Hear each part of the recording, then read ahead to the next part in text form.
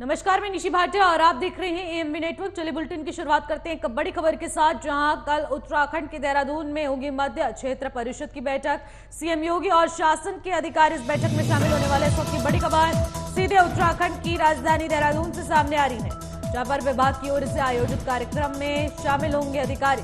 कार्यक्रम के बाद देहरादून के लिए होंगे रवाना। इस वक्त की बड़ी खबर हम आपको दिखा रहे हैं। सीएम आज वन विभाग की ओर से आयोजित कार्यक्रम में शामिल होने वाले हैं। कार्यक्रम के बाद देहरादून के लिए रवाना होने वाले हैं। इस वक्त की बड़ी खबर सीधे देहरादून से, जहां पर कल उत्तराखंड की देहरादून में होगी मध्य क्षेत्र परिषद की बैठक। सीएम योगी और शासन के अधिकारी बैठक में शामिल होने वाले हैं। सीएम आज वन विभाग की ओर से आयोजित कार्यक्रम में शामिल होंगे। बड़ी खबर इस वक्त की हम आपको दिखा रहे हैं।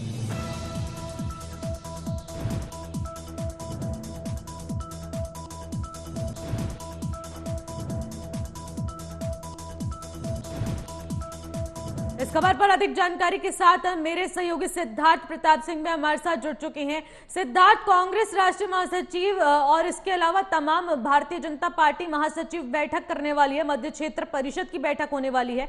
इसको लेकर हाल फिलहाल क्या कुछ अपडेट सामने आई है?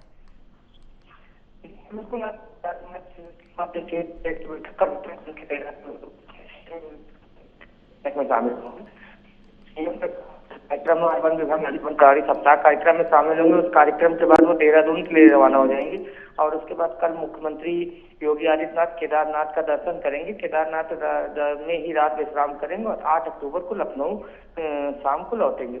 आपको बता दें, उत्तर प्रदेश के मुख्यमंत्री योगी आदित्यनाथ और पुष्कर धामी जो है वो मध्य प्रदेश की बैठक में 7 अक्टूबर में शामिल होंगे। और इस बैठक में विधायी एवं सहकारिता मंत्री अमित शाह की अध्यक्षता में यह बैठक उत्तराखंड में होनी है।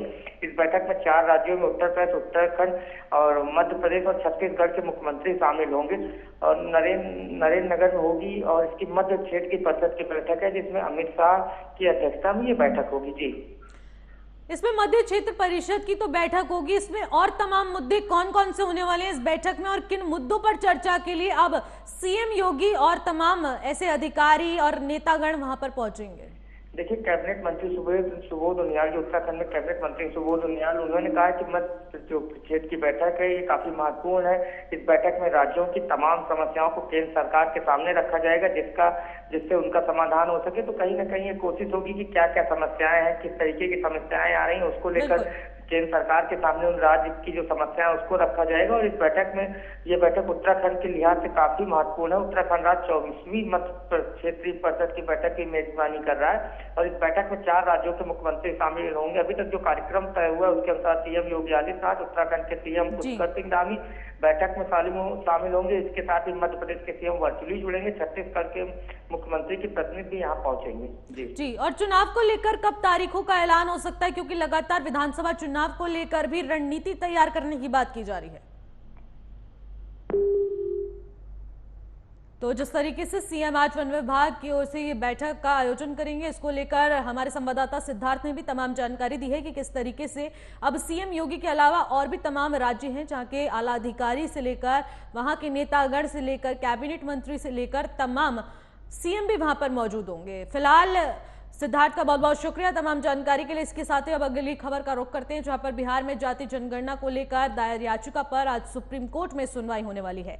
याचिकाकर्ता ने जातिगत जनगणना का विरोध किया है। 3 अक्टूबर को याचिकाकर्ता ने अदालत से कहा था कि बिहार सरकार ने जाति सर्वेक्षण आंकड़े प्रकाशित कर दिए हैं, ऐसे में इस पर जल्द से जल्द सुनवाई होनी चाहिए। इसके बाद कोर्ट ने मामले की सुनवाई 6 अक्टूबर तक तय की है। दरअसल पहले बिहार सरकार की ओर से सर्वे से जुड़े आंकड़े प्रकाशित करने पर बात की गई थी, इसके बाद इसे प्रकाशित कर दिया गया। इसे लेकर अब कोर्ट का दरवाजा खटखटाया गया है। हालांकि सुप्रीम कोर्ट ने स्पष्ट रूप से कहा है कि इस मामले पर 6 अक्टूबर को ही दलील सुनी जाएगी।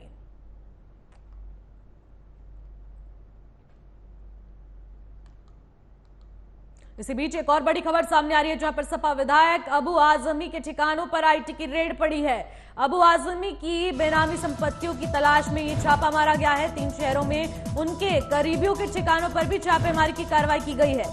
इस वक्त की बड़ी खबर हम आपको दिखा रहे हैं, जहां पर बेनामी संपत्तियों से जुड़े कई दस्तावेज भी बरामद किए गए हैं। सूत्रों के हवाले से ये बड़ी जानकारी हम आपको बता रहे हैं। महाराष्ट्र में सपा के प्रदेश अध्यक्ष हैं अबू आजमी और अबू आजमी के ही ठिकानों पर आईटी की रेड पड़ी है और जहां पर सूत्रों के हवाले से खबर आई थी कि वहां पर बेनामी दस्तावेज है, बेनामी संपत्तियां उनके नाम है, जिसको लेकर आईटी की रेड पड़ी है। इस वक्त की बड़ी खबर हम आपको दिखा रहे हैं। अबू आजमी के ठिकानों पर छापेमारी की बड़ी कार्रवाई आईटी द्वारा की गई है और बता दें बेनामी संपत्तियों से जुड़े कई दस्तावेज भी बरामद किए गए हैं। बड़ी खबर इस वक्त की हम आपको दिखा रहे हैं, जिन सबूतों को लेकर सूत्रों के हवाले से खबर सामने आ रही थी, अब उस खबर पर पुष्टि हो चुकी है, क्योंकि बेनामी संपत्तियों की जो दस्तावेज होते हैं उन पर मोहर लगा दी है और अब इसको लेकर 3 शहरों में उनके करीबियों के ठिकानों पर भी लगातार छापेमारी की कार्रवाई की जा रही है। इसके अलावा तमाम ऐसी जगहें हैं जहां पर उनकी छापेमारी की कार्रवाई की जा रही है। महाराष्ट्र में सपा के प्रदेश अध्यक्ष हैं अबू आजमी। चलिए खबरों में आगे बढ़ते हैं, जहां पर महाराष्ट्र के गोरेगांव में G+5 इमारत में भीषण आग लग गई। इस हादसे के कम से कम 6 लोगों की मौत की ये बड़ी जानकारी सामने आई है। वहीं 25 से 30 लोग घायल हो चुके हैं। घायलों को इलाज के लिए पास के अस्पताल में भर्ती कराया गया है। ये घटना शुक्रवार की सुबह करीब 3 बजे की बताई जा रही है। इसी बीच इमारत में अभी भी कई लोग फंसे होने की जानकारी सामने आ रही है, जिन्हें निकालने के लिए रेस्क्यू ऑपरेशन चलाया जा रहा है। आग लगने की जानकारी पाकर पुलिस और दमकल की गाड़ियां मौके पर पहुंची और ग्राउंड फ्लोर की दुकानें, स्क्रैप सामग्री, पार्क किए गए वाहनों में ये भीषण आग लगी है, जिसके कारण लोग विभिन्न मंजिल में फंसे हुए अभी पाए गए हैं। बता दें कि दर्जनों लोग इमारत में फंसे होने की महाराष्ट्र के गोरेगांव से खबर सामने आ रही है, जहां पर लगातार भीषण आग से जुड़ी खबरें सामने आती रहती हैं, लेकिन इस बार G+5 इमारत में भीषण आग लग गई, जिसके बाद झुलसे हैं 6 से अधिक लोग। कुछ तस्वीरों के माध्यम से आप देख सकते हैं, महाराष्ट्र की तस्वीरें हैं जहां पर भीषण आग लग गई है। गोरेगांव की ये तस्वीर हम आपको बता रहे हैं। उत्तर प्रदेश के कानपुर के किदवई नगर थाना क्षेत्र के अंतर्गत संजय नगर में एक कपड़े के गोदाम में भीषण आग लग गई। आग इतनी भयानक थी कि देखते ही देखते कारखाने को अपने आगोश में ले लिया गया। इस घटना की वजह से आसपास के इलाके में शोर शराबा मच गया। लोगों ने फायर ब्रिगेड की टीम को सूचना दी, हालांकि अभी तक कितना नुकसान हुआ है इसकी कोई जानकारी नहीं सामने आई है। बता दें कि 10 से 12 गाड़ियां मौके पर पहुंची और आग को बुझाने का प्रयास किया गया। फिलहाल किसी के हताहत होने की सूचना अभी नहीं मिली है। बता दें कि यूपी के कानपुर से ये खबर सामने आई है, जहां पर लोगों ने फायर ब्रिगेड की टीम को आग लगने की सूचना दी। फायर टेंडर की 10 से 12 गाड़ियां मौके पर मौजूद हुई, जिन्होंने आग को बुझाने का प्रयास लगातार किया। उसके बाद बता दें कि अभी तक किसी के हताहत होने की खबर तो सामने नहीं आई है, लेकिन काफी सारे सामान जलने की एक खबर सामने आई है। हालांकि उसका अभी जायजा नहीं निकाला गया है कि उनका आंकड़ा नहीं सामने आया है कि कितना सामान जलकर राख हुआ है। हालांकि नुकसान तो काफी हुआ है। लोगों ने फायर ब्रिगेड की टीम को जल्द से जल्द सूचना दी है कि यहां पर आग लग गई है, जिसके बाद फायर टेंडर की 10 से 12 गाड़ियां वहां पर मौके पर मौजूद हुई और आग को बुझाने का प्रयास लगातार किया गया। तस्वीरों के माध्यम से आप देख सकते हैं कि किस तरीके से भीषण आग लगती हुई नजर आ रही है और लगातार ऐसी आगों की घटना सामने आती रहती है। इस खबर पर अधिक जानकारी के साथ हमारे संवाददाता गौरव शुक्ला भी हमारे साथ जुड़ चुके हैं।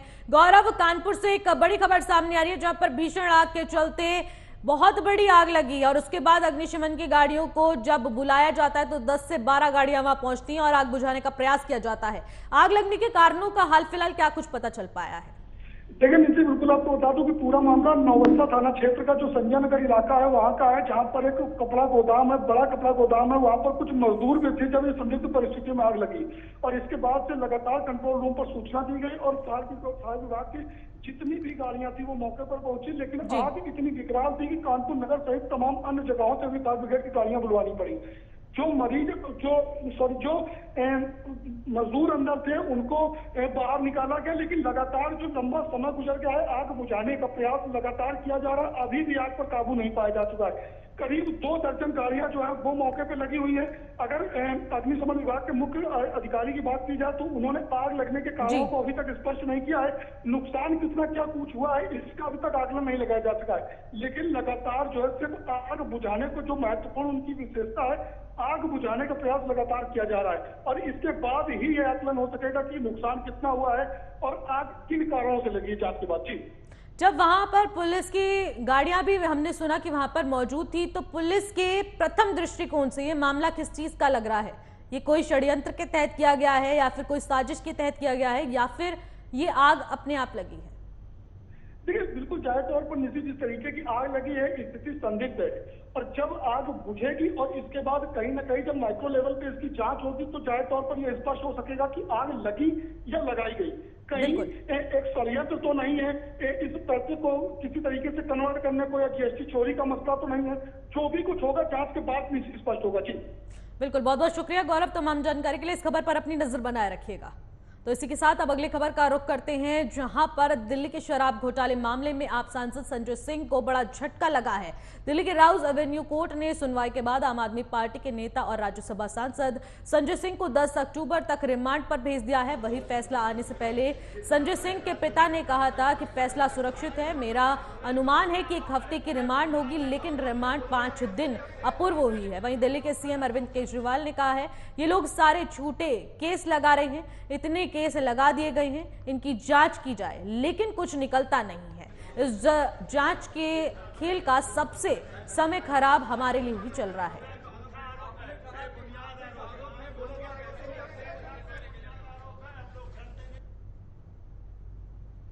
अगर इशारे में बताऊं समय कम लगे और आपने सब्जेक्ट को पाया, पक्ष की तरफ से मेरे वकील थे, विपक्ष की तरफ से ईडी थे और सामने जो है फाइल की जज की, उसी के पहले सवाल जवाब हुए, जिसका जितना विवेक था उसने अपनी दलील दी, उत्तर मिला, कुल मिलाकर के फैसला अभी अवेटेड है।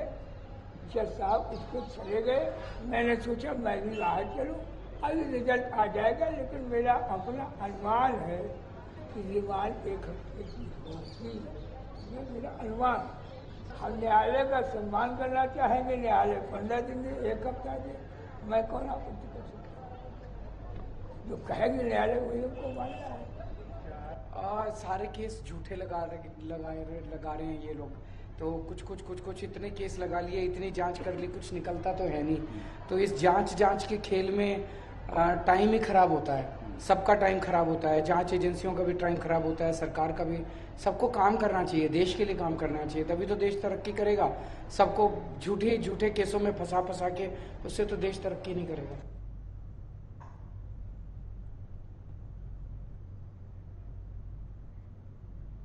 कोर्ट ने आप नेता संजय सिंह को 5 दिन की ईडी की रिमांड पर भेज दिया है। संजय सिंह की गिरफ्तारी के बाद दिल्ली का शराब घोटाला एक बार फिर सुर्खियों में आ गया है। रिपोर्ट देखिए।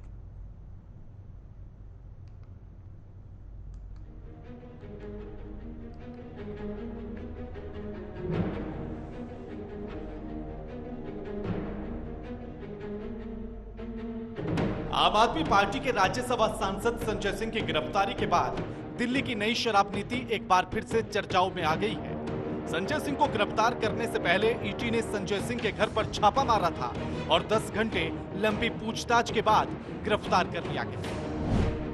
संजय सिंह की गिरफ्तारी के पीछे दिनेश अरोड़ा की गवाही है। दिनेश अरोड़ा ने केजरीवाल के घर पर उनसे मुलाकात की थी। इस बैठक के दौरान संजय सिंह भी मौजूद थे। दिनेश अरोड़ा ने बताया कि प्रोग्राम में वह संजय सिंह से मिला था। बाद संजय सिंह ने मनीष सिसोदिया से मुलाकात करवाई थी। ये प्रोग्राम दिल्ली चुनाव से पहले फंड जुटाने के लिए किया गया था।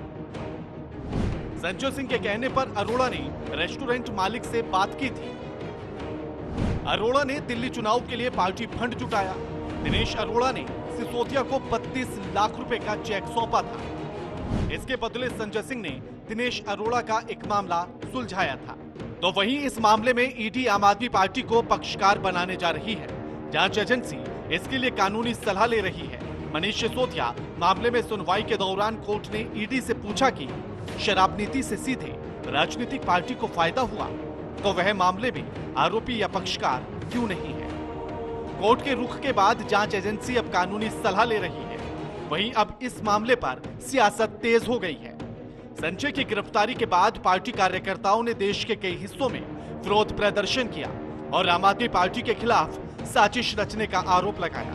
संजय सिंह की गिरफ्तारी पर तीखी प्रतिक्रिया देते हुए दिल्ली के सीएम अरविंद केजरीवाल ने इसे विरोधियों की आवाज दबाने की साजिश बताया। और उस भ्रष्टाचार के खिलाफ सबसे बुलंद आवाज संसद के अंदर और संसद के बाहर संजय सिंह की थी।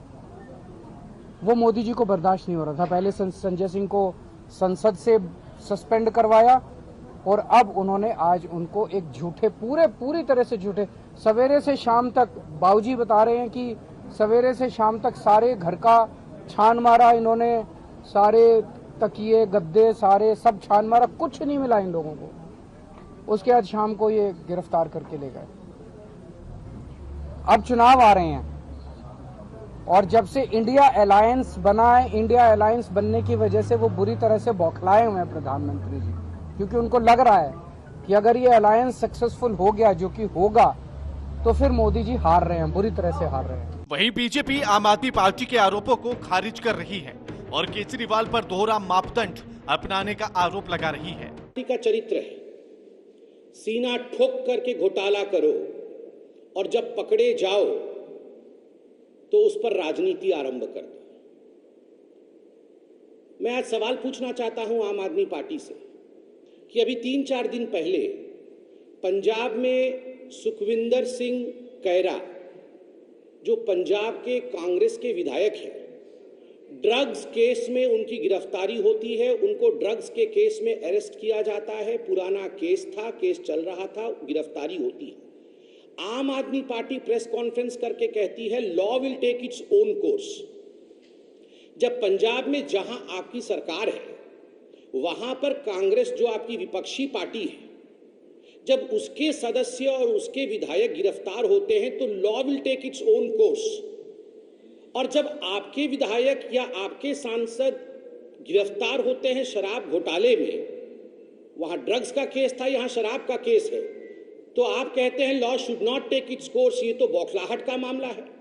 ये डबल स्टैंडर्ड आखिरकार क्यों है? यह सवाल भारतीय जनता पार्टी आज आम आदमी पार्टी से पूछना चाहती है। शराब घोटाले की जड़ तक जाना जांच एजेंसियों के लिए बड़ी चुनौती है, तो वहीं जांच पूरी नहीं होने तक नेताओं को इस पर बयानबाजी नहीं करनी चाहिए। Bureau report, AMV network. जहां एक और आप सांसद संजय सिंह पर शराब घोटाले में जांच की तलवार लटक रही है, दूसरी तरफ केंद्रीय सूचना एवं प्रसारण मंत्री अनुराग ठाकुर ने केजरीवाल पर निशाना साधा है। उन्होंने कहा जिन लोगों को केजरीवाल ने ईमानदारी का सर्टिफिकेट जारी किया है वो जेल में है। जांच चल रही है और अब अगला नंबर केजरीवाल का हो सकता है। केंद्रीय मंत्री ने आगे कहा कि लोग अरविंद केजरीवाल पर हंस रहे हैं, उनके चेहरे पर तनाव साफ तौर पर देखा जा सकता है। डिप्टी सीएम जेल में है, स्वास्थ्य मंत्री जेल में है। ये वो लोग हैं जो इंडिया अगेंस्ट करप्शन के नारे लगाकर सामने आए थे, लेकिन अब भ्रष्टाचार में ही शामिल है।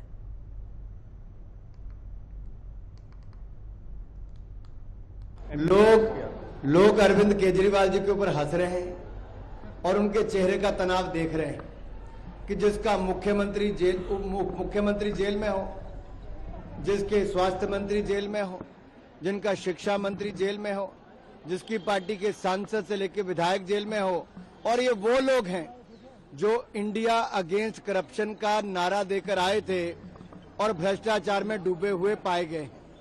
एक नहीं, एक के बाद दूसरा उनका नेता। पंजाब में इनकी सरकार बनी 2 महीने के अंदर आम आदमी पार्टी के स्वास्थ्य मंत्री को भ्रष्टाचार के चलते इस्तीफा देना पड़ा। सत्येंद्र जैन जी जेल में है, मनीष सिसोदिया जी जेल में है, संजय सिंह जी जेल में जा रहे हैं। और अगली किसकी बारी है? ये मीडिया। मध्य प्रदेश की विधानसभा चुनाव में 3 महीने से भी कम समय रह गया है। जहां एक और केंद्र की मोदी सरकार ने नारी सशक्तिकरण अधिनियम पारित करवाया है, वहीं शिवराज सरकार ने लाडली बहन योजना के बाद महिला को एक बड़ा तोहफा दिया है। रिपोर्ट देखिए।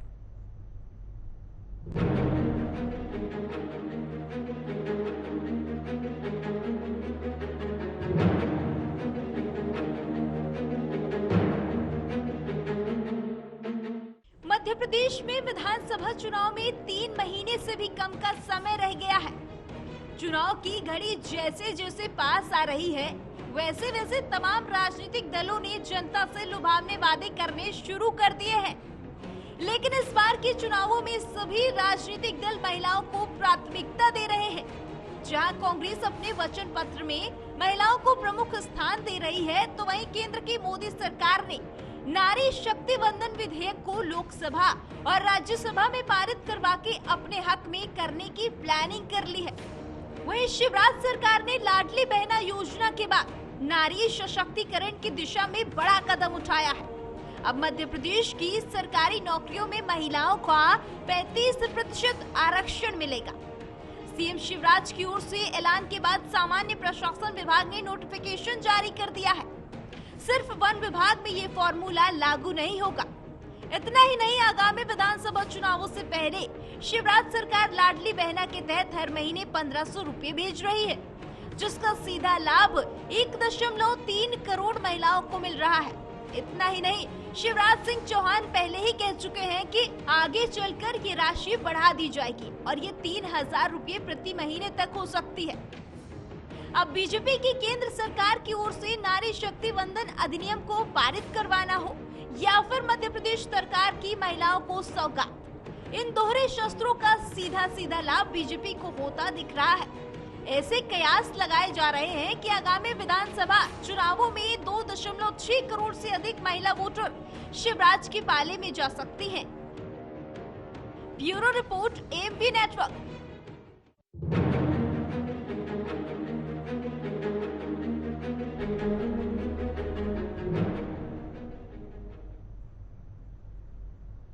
राजस्थान में जल्दी विधानसभा का चुनाव होने वाला है। ऐसे में कांग्रेस सत्ता बचाने में लगी है, तो वहीं बीजेपी 2019 में मिली हार के बाद से कदम फूंक फूंक कर रख रही है। लेकिन इस बार विधानसभा चुनाव में कई ऐसे मुद्दे हैं जो गरमाए हुए हैं। देखिए रिपोर्ट।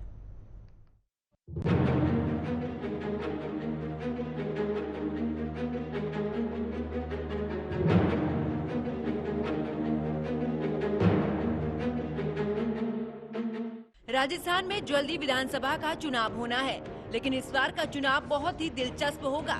ऐसा इसलिए कहा जा रहा है क्योंकि इस बार भी बीजेपी और कांग्रेस में कड़ा मुकाबला देखने को मिल रहा है। बीजेपी 2019 में मिली हार के बाद सबक लेते हुए फूंक फूंक कर कदम रख रही है, तो वहीं बीजेपी और वसुंधरा राजे के बीच भी सियासी समीकरण जो चल रहा है वो बेहद ही पेचीदा नजर आ रहा है। तो वहीं सत्ता में काबिज कांग्रेस की सरकार है और कांग्रेस अपने हाथ से सत्ता नहीं जाने देना चाहती है। ऐसे में कांग्रेस के अंदर भी अशोक गहलोत और सचिन पायलट के बीच तनातनी चल रही है। ऐसे में मुकाबले की अगर बात की जाए तो बड़ा ही दांवपेच वाला नजर आ रहा है। लेकिन राजस्थान में कुछ जमीनी मुद्दे भी हैं जिनको लेकर सियासत काफी गरमाई हुई है। महिलाओं के प्रति बढ़ता अपराध। राजस्थान में महिलाओं के प्रति बढ़ते अपराध को लेकर एनसीबी ने भी अपनी रिपोर्ट पेश की है, जिसमें रिपोर्ट में ये बताया गया है कि महिलाओं के प्रति हो रहे अत्याचार के मामले में राजस्थान दूसरे नंबर पर है, जबकि महिलाओं के साथ हो रहे दुष्कर्म के मामले पे राजस्थान पहले नंबर पर है। जो कि चुनावों के दौरान ये मुद्दा बहुत ही गरमा रहा है कि आखिर राज्य सरकार इस पर लगाम लगाने के लिए क्या कर रही है। राज्य में पेपर लीक के बढ़ते मामले। राजस्थान में पेपर लीक के मामलों में भी बढ़ोतरी हुई है। एक तरफ बेरोजगारी तो दूसरी तरफ इस तरीके के मामले। पेपर लीक मामले में 2011 से 2022 के बीच पेपर लीक के लगभग 26 मामले दर्ज किए गए हैं। इनमें से 14 पिछले 4 सालों में रिपोर्ट किए गए हैं। राजस्थान राज्य भारत की पेपर लीक राजधानी बनता जा रहा है। भ्रष्टाचार, ये एक ऐसा मामला है जो हर राज्य में हो रहा है। सभी पार्टियां एक दूसरे पर आरोप लगा रही हैं। एक तरफ बीजेपी का कहना है कि गहलोत सरकार ने भ्रष्टाचार के मामले में सारे रिकॉर्ड तोड़ दिए हैं, तो वहीं ट्रांसपेरेंसी इंडेक्स में भ्रष्टाचार के मामले में पिछले 3 साल से गहलोत सरकार नंबर 1 पर है। राजस्थान के सरकारी कार्यालयों से करोड़ों रुपए, यहाँ तक कि सोने की सिल्लियां भी बरामद हो रही हैं। मुख्यमंत्री की मौजूदगी में टीचर ट्रांसफर में भी रिश्वत लेने का आरोप लगा रहे हैं। तो वहीं बीजेपी की बात की जाए तो वसुंधरा राजे के पहले कार्यकाल में सरकार पर 22,000 करोड़ रुपए के घोटाले का आरोप लगे हैं। साल 2008 में कांग्रेस की सरकार बनने पर इसकी जांच के लिए माथुर आयोग गठित किया गया। इसी पर कार्रवाई को लेकर अशोक गहलोत और सचिन पायलट के बीच भी गहमागहमी देखी गई है। गरीबी और महंगाई। केंद्र और राज्य की सरकारों के विकास के तमाम दावों के बावजूद राजस्थान में अब भी 60% आबादी बिना गैस सिलेंडर के चूल्हे पर रोटी बनाती है। 34% आबादी को पूरा पोषण नहीं मिल पा रहा है। वहीं लाखों लोगों के पास पीने का पानी, बिजली और यहाँ तक कि रेडियो, मोबाइल या टीवी तक नहीं है। हालांकि पिछले 5 साल में 1 करोड़ से ज्यादा लोग गरीबी रेखा से बाहर आए हैं। तो वहीं बात अगर महंगाई की जाए तो पूरा देश इस महंगाई की गिरफ्त में है। लेकिन राजस्थान में महंगाई ने सारे रिकॉर्ड तोड़ दिए हैं। देश के अन्य राज्यों की तुलना में राजस्थान में महंगाई दर सबसे ज्यादा है। राजस्थान में सबसे ज्यादा महंगाई दर अगस्त के महीने में 8.6% रही है। राजस्थान में जिस तरह से विधानसभा के चुनाव जल्द होने वाले हैं, ऐसे में स्थानीय मुद्दों पर काफी जोर दिया जा रहा है, जिस वजह से बीजेपी और कांग्रेस में कड़ी टक्कर देखने को मिल रही है और एक दूसरे पर आरोप लगा रहे हैं। Bureau report, AMB network.